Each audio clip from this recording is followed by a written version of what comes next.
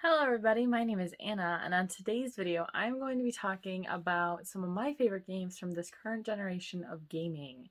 So for those of you unfamiliar, next month, November, is going to start the next generation of gaming, meaning that the Xbox Series X and the PS5 both come out in the same month.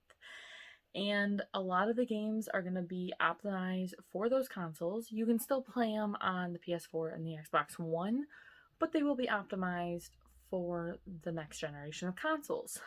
But that means we're going to get a whole bunch of new cool games, and I've already pre-ordered Assassin's Creed Valhalla, and I'm super excited. I'm about to pre-order Cyberpunk 2077, and those games are going to look awesome on the Xbox Series X, so I can't wait.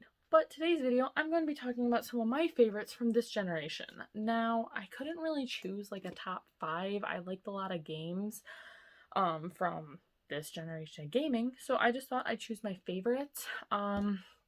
So here we go. First one, I don't really know if this would really count as next generation. It's Animal Crossing New Horizons. It did come out this year for the Nintendo Switch, and it's only on the Switch, and Nintendo, they kind of release when they want to release, not really following with Microsoft and Sony, so it's just kind of their own style. But this game has been a great source of comfort during the pandemic and during quarantine, and it's so much fun, and it's just a really pretty game too. I want Nintendo to physically transport me into the game, so Nintendo, if you're watching, please get on that. I want to be in my island. And now it's spooky season, and so you get a lot of great, really fun things, and this game is just great. You can spend hours on it, so definitely one of my favorites. Next one is going to be one that came out earlier, is Grand Theft Auto 5. And this game was, I think, one of the first ones I got from Xbox One. This game is incredible. I spent like hours playing it. I did a bunch of the side missions, the stranger missions, whatever you can really think of in the game. It's just a phenomenal game. If you still have not played Grand Theft Auto 5, I mean, you're missing out. I really hope we get another one for the next generation, because this game is great. I mean, Rockstar makes great games, so anyway. Next one is Assassin's Creed Odyssey. While I'm still playing this game, actually, because I take a long time to play games, especially games as big as this one. Now, this is one of the newer ones in the Assassin's Creed series where they have had dialogue options. You can choose your gender. You can have romances. I like the new style of Assassin's Creed. I think it's awesome how it's still pretty linear, but you can choose your own dialogue, you can romance, you can kind of do a lot more in the games versus the old ones. I mean, 2 is still my favorite and I love it, but the new style of the Assassin's Creed, I think it breathes a fresh source of life into the series, and I can't wait for Valhalla, and I do need to finish this game because this game is phenomenal. So, I mean, like, yeah, it's great.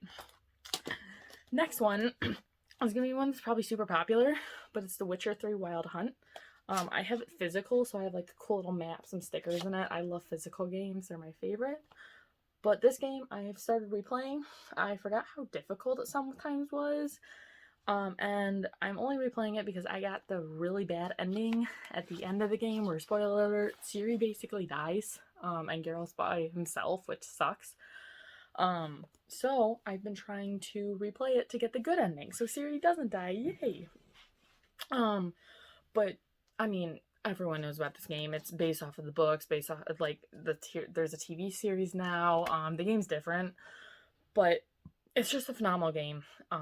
And I know we probably won't get a new one for the next generation, but this game is definitely one of my favorites. Next one is one of my all-time favorite games in general, is Red Dead Redemption 2. Now, when I got this game, I kind of knew what it was about. I knew it was a sequel, but also a prequel to Red Dead Redemption.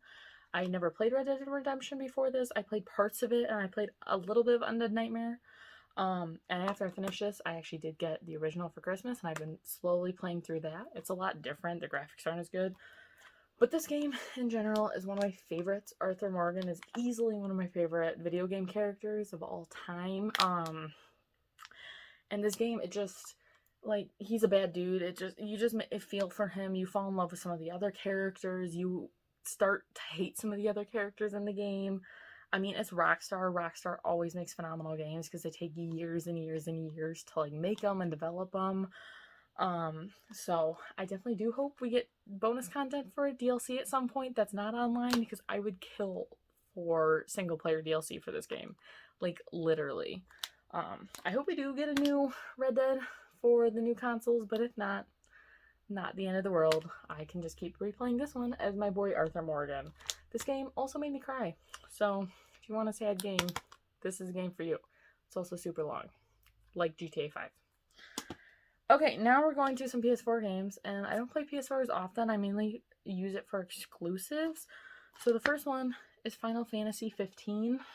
This is the first Final Fantasy I've actually ever played. And this game is gorgeous. I love just the dynamic of the four brothers, friends, just going around trying to save Noctis, trying to save the world, fighting demons.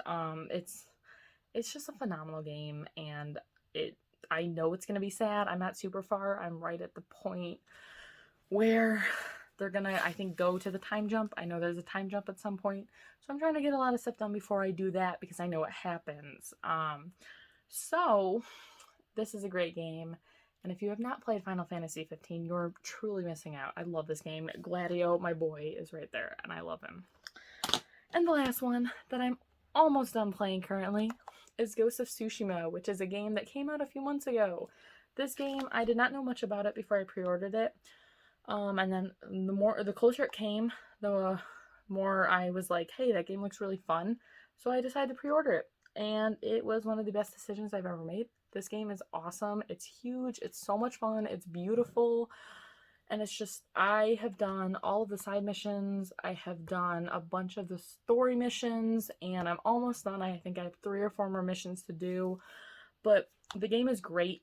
It's also great because you have trying the different generational dynamics. Like Jin's uncle wants him to mainly go the way of the samurai, but Jin also realizes that you need to kind of go ghost and do it stealthily too, and not just go in and kill people, but sometimes they just deserve it. And it's just a phenomenal game, and the side characters in this game are phenomenal as well. But yeah, so these were just all my favorite games from this generation of gaming. And I can't wait to see what else the future generation of gaming has in store. I can't wait to see the graphics and the new stories that can be told. And yeah, I mean, it's gonna be great. And yeah, so tell me what you're most excited for and what console you pre-ordered. Thank you so much for watching.